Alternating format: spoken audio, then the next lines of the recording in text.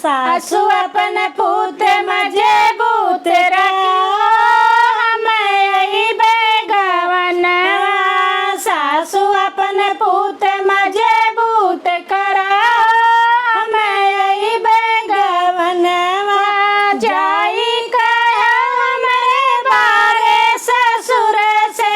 जाई कहा हमारे बारे ससुर से बाकी सड़क बिटाए रहिए हमें आई बेगवनवा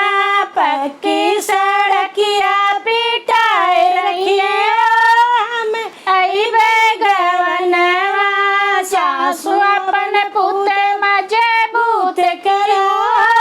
हमें आई बेगवनवा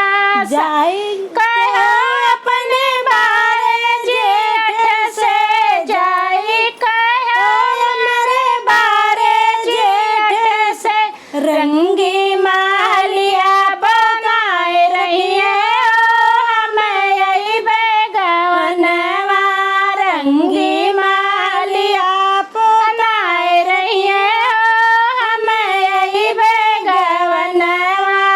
सासू अपन पूत मजबूत करियो हमें आई बेगवनवा जाई कर